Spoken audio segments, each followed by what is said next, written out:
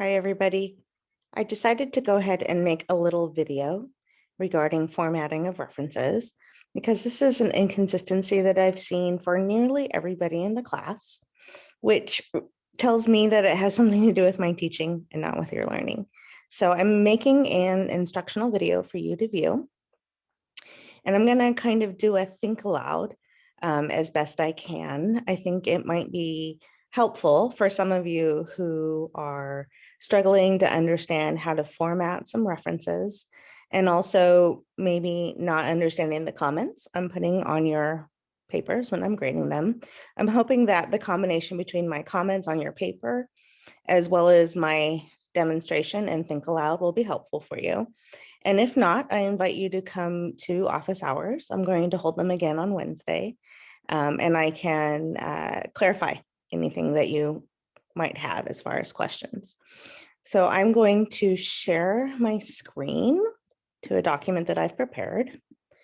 And you'll have to give me a little bit of leeway here because I didn't have any really current references. So I borrowed a few from the sample capstone that's on the webpage.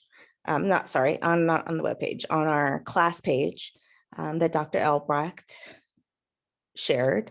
I noticed that that's a very good example of a capstone for a lot of reasons, but there were some inconsistencies as far as a reference page. And because you're in the capstone section of your master's program, figure this is our last chance to get it right for you. For those of you who are not planning to go on with graduate school, I can't sleep at night if I don't make sure that you understand this lesson. You may never use it again, but I'm hoping that some of you will consider going on to further graduate studies. I know that a few of you have shared that goal with me. So I wanted to give you this little tutorial, and who knows, maybe by the time you use it again, it'll change, but we just got a new version of APA. We're now in APA version 7, so hopefully this will last for at least a little while. Okay, so here I've done a sample references page, and I put the word references in 12-point font. I like Times New Roman. I don't know if that's still the standard accepted one. I don't think that Concordia really cares, but it's a good one to use. And I've written out the word references, I've centered it, and I've made it plural because there's more than one. And then I have put in some double spaces down here. But then as I get to each of my entries, you'll see that these are single spaced. And I've started with the example of a journal article. And let me talk you through each of the features. So first, I have a list of the authors' names. This happens to be a compound author list with several authors. So as you already know, you list the last name first, comma, space, and then initial, period, because their initials are capitalized with a comma, and then some space. Then the next author's last name, capitalized because it's a proper name, comma, space, first initial, period, second initial, period, comma. And that goes all the way through for as many authors as you have until the last one where you do an ampersand, not the word and, A-N-D, but ampersand. And then the last author's last name and then initial. And I guess in this case, this particular author had only one initial, no middle name. It happens. My father doesn't have a middle name either, so. And then double space. And then the year of publication. This one is 2020, so it's quite clearly within the last 5 years. Generally speaking, whenever you do a reference paper or a research paper, you want your articles to be fairly current. And current is within the last 5 years. Now, this is February of 2021. So we'll say the last 5 full years, meaning 2020 back to 2015. So generally speaking, your articles should be within that 5-year range, more or less. If you have a reference from prior to, say, 2015, it should be really, really, really necessary to include, meaning it is a seminal work. It is a landmark in the history of this topic. It's really, really a classic when it comes to this particular topic or field. What shouldn't happen is you shouldn't be including a reference because you haven't done more recent research. We live in an age when research is being done at a phenomenal pace, and there's a lot of research out there. So generally speaking, we have that within 5-year span to make sure that you're really up to date on your research. That's a standard in research. So a little bit of a hint there. Try to make them within the last 5 full years. Now, this is where I noticed a lot of confusion, and it's perfectly understandable. When you get to the title of the article, and this is going to be counterintuitive to what we've always learned in school, but notice here that not every word is capitalized. Now, we've learned when you're writing the title of a paper or when you're addressing a letter that we capitalize titles. But in APA format, in references, you have to learn a new rule. And that is you capitalize the first word of the title and proper names. Okay, so Malaysia is a proper name because it is a person, place, or a thing. It's a place. Small exception to the rule is COVID-19. We refer to COVID-19 as it has a name. And because it's pertinent in the news, we'll go ahead and we'll use this format of the capitalized letter. It would not be incorrect for the OVID to be lowercase.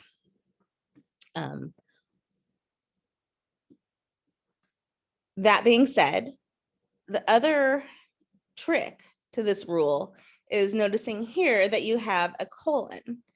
And following a colon in a title of an APA reference, the next word is like the first word of a phrase or a statement or a title.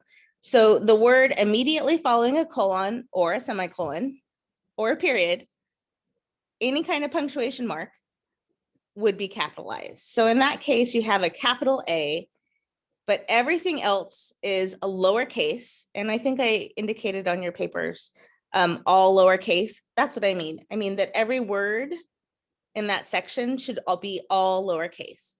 Our instinct as speakers of English and writers of English is to capitalize every letter in a title, every first letter. But in this case, you only capitalize the first word and not the rest, unless it is a proper name, or unless it follows a punctuation mark like a colon, a semicolon, question mark, or a period. Okay, so I know that's a little confusing, but we'll go over it a little more. The next step in the reference for this journal article is the name of the journal. In this case, the name of the journal, it's foreign, but it's PLOS 1. And you'll notice that I have that in italics because the name of the journal is always given in italics. And I may have noted on your papers, italicized. That means you should italicize that part of the title. And the same here for the next number, which indicates the volume number. The volume of the journal article is 2, so it's offered in italics. And then in parentheses, but not italicized, is the number. This is volume, number, page numbers. The number is in parentheses, but is not italicized. That should have a comma in it. And then you have your page span, which is 1 through 15, followed by a period. So this is very technical. And it is rightfully very, very confusing. And, you know, I've taught the introduction courses in the master's programs where I've done a lesson like this.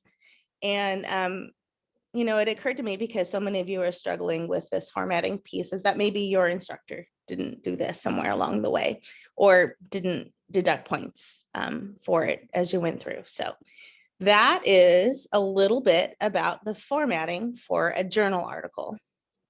using APA format in the references section. Here it is again. I'm giving you another example because I'm going to teach you a little trick. I don't know why it works. I'm sure there's a better way to do it, but after a bazillion years of graduate school, this is how I do it. This is another article. Notice it starts with a capital D. So it follows the first reference because it's in alphabetical order, A, B, C, D, okay? Author's last name, comma, space, initial, period, double space. There's only one author of this article. The year, 2017, in parentheses with a period, followed by a period. It's in the 2015 to 2020 year span. So it's within 5 years, so reasonable to use. And here is the title of the journal article, Early Adolescence, Social Goals and School Adjustment, period. It is not italicized because it's the article name. And the only word that is capitalized is the first letter, like the beginning of a sentence. But nothing else is capitalized. They're all lowercase. There are no proper names, and there is no real punctuation except for this apostrophe, which that doesn't indicate the end of a sentence. So we do not capitalize the word social or the S. Period, double space. Now we have the name of the journal. Sorry, my highlighting is not doing real well today. Here's the name of the journal.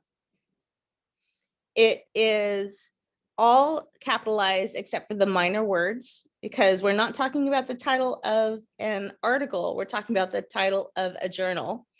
So in this case, a minor word is not capitalized, but the other words are. And it is in italics, followed by a comma and a space, and then the volume number in italics, no space, the number of the journal where the article was found, not italicized, but in parentheses, followed by a comma and a space, and then the page span, page 299 through 328, and then ending with the period. And then just as a formatting note, again, it's hard to explain, but this is called a hanging indent, where the first line is flush left, but the following lines are all indented. And so to do that, I've never really understood why, but I put a couple spaces at the end of the title. Oops. By putting these spaces here, I somehow indicate that when I go by the E and I press tab, it makes the hanging indent. I'm sorry, I can't explain why. That's just the only shortcut I figured out how to do it. I'm sure there's a more professional way to do it. I had an editor when I worked on my dissertation. She must know a fancy way to do it. That's how I do it. I put a couple of spaces and return, and then I go down to the next line and I press tab. Okay, so I just wanted to put that in there. I did the same thing here. I put a couple of spaces, I hit return, and then I hit tab, and I got my hanging indent. So this next example is an entry for a book, which is a little bit different. And in a research paper, generally you want to have your references be articles from peer-reviewed journals within the last 5 years. And the occasional book, occasional, just like you have an occasional reference that might be more than 5 years old. Sometimes you find an article that's found in a book, like an edited book of articles. But sometimes you're just going to refer to a book. And this is a book that I referred to. This was my textbook in my graduate program, and it was just a good example to show you. For a reference for a book, you put the author's last name. This happens to be a hyphen, and you capitalize both names because they're proper names, followed by a comma and spaces. the author's initials followed by periods and a comma, space, that ampersand, not the word and, but ampersand, space, the second author's last name, comma, space, second author's initials with periods followed by a space, and the year 2011 followed by a period. I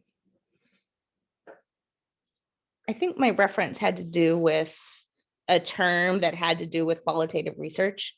And in that case, it was appropriate to use.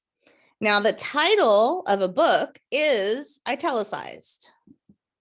Remember, the title of a journal article was not, but the title of a book is. I don't know why. I have to ask APA.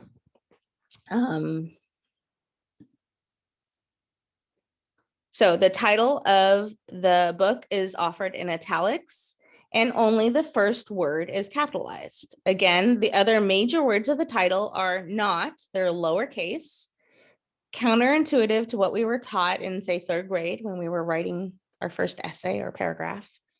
But there it is. There are no proper nouns. There are no names, no people, places, or things that have a name. So it's all lowercase, followed by a period. And then a couple of spaces, you list the town of publication. In this case, it was Thousand Oaks, because it's not a major city like Chicago or New York. We write Thousand Oaks, comma, and then the state, which was California. So Thousand Oaks, comma, capital C, capital A, and then you do a colon with a couple of spaces. And this is the name of the publisher. It was Sage. Sage was the name of the publisher, followed by a period. And again, this reference is an H. It starts with an H, which comes after D, which comes after A alphabetically. So this is the appropriate listing. And I did the same little trick, double space with my space bar, and then I placed my cursor. Let's see if I can undo it. Space bar, tab. Oh, this moved the whole thing over. So then you just go up to the H and move it back. Oh, okay. So there we go. Sometimes you have to do it manually. I don't know. It's a lazy way to do it. I could probably find the answer somewhere in a YouTube tutorial, but this works. So I have one last thing to share on this tutorial, which is how you cite a web page. And from time to time, but very rarely, you will make a reference to a web page, which I pulled up.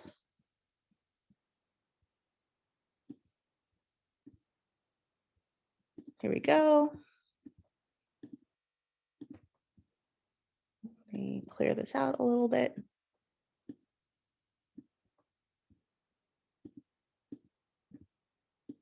All right. Now, I said before that your references should really be almost all, if not exclusively, journal articles from peer-reviewed journals, academic journals, within the last 5 years. So far, we've met that because 2 of our articles are within the last 5 years. They're from peer-reviewed journals, and we only have 1 book. Now, very rarely should you use a website. Websites are not considered to be formal references in research. But once in a while, you are going to pull some information that you might get from a website. And that might be from a governmental webpage, like the California Department of Education. It's reasonable to cite something like a public law in California. For example, any recent legislation that's come through for California regarding COVID, or maybe some federal law. You might be referring to the Individuals with Disabilities Education Act, or you might refer to the CARES Act, which has to do with providing funding for COVID relief. So things like that, you might be referring only to a website because you wouldn't find it in a journal article. It hasn't been researched. It's simply public policy. The other exception is if you're writing about something local and you want to cite a reference. So let me give you an example. I live in Monterey County. Monterey County has a very high poverty rate in California. This is something I learned. This actual truck comes to the parking lot of my school and does a food drop. And we have members of the National Guard who come and help unpack and distribute the food to very, very needing families in Monterey County. I live in one of the highest poverty, I work in one of the highest poverty areas of my county, and that's Salinas, California. We have a lot of migrant families who are also often immigrants and who also work in the fields, agricultural fields. So they have a lot of impact by poverty and access to fresh food. Anyway, this particular truck comes to my school and drops food every Thursday. And as I was doing a little bit of research, I found that 1 in 4 people in Monterey County are hungry. 34% of county residents and 66% of farm workers are food insecure. Now, if I were writing a research paper or an exploratory paper project on my school, which is pretty much what you're doing, I would want to include that piece of information in the background. Now, I cannot cite Monterey County because that is too identifying, but I could say in the county where the project was completed, 1 in 4 people are hungry. And then I could cite Food Bank for Monterey County, which would be slightly identifying. But if I were going to use this web page, I would copy the reference.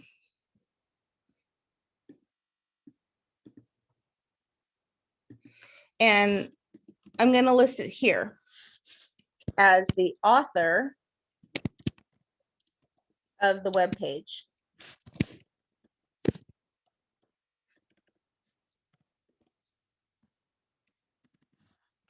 Because that is the agency that has created this website. And the title of this page, if I'm going to look on here, is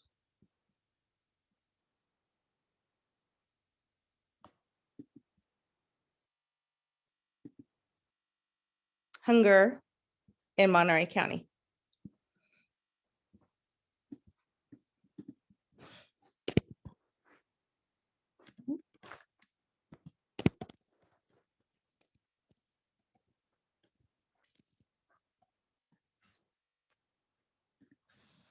Now, I need to find the year of the web page.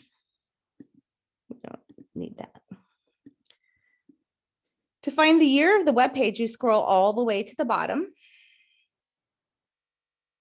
And I can see here that this was done in 2020. And you often find that in the copyright. But it's mostly found at the bottom, or it may say last updated on somewhere here in the body of the web page. But here I see it's 2020. So I'm going to use that as my date.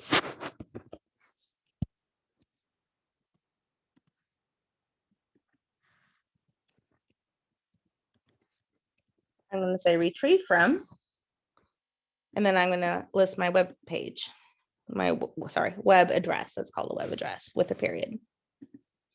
Now, my title is going to be italicized. And here, Monterey County would be capitalized because it is a place. It's a proper name.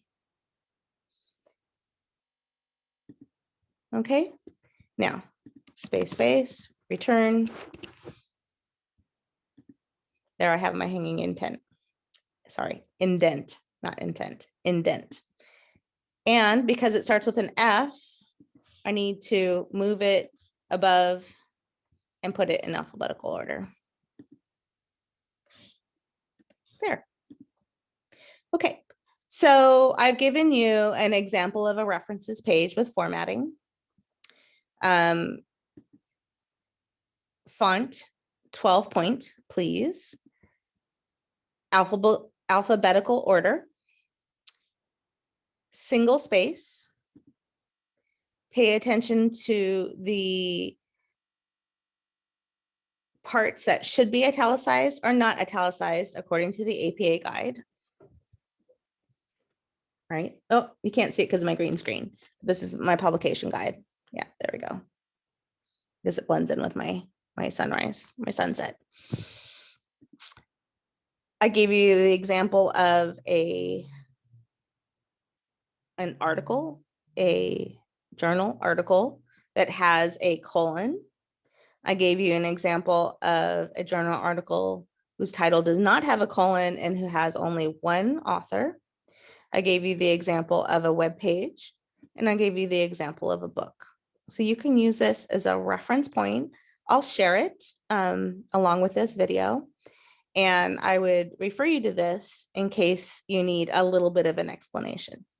So that was a think aloud of I'm going to stop share. That was a think aloud of how I do a reference page.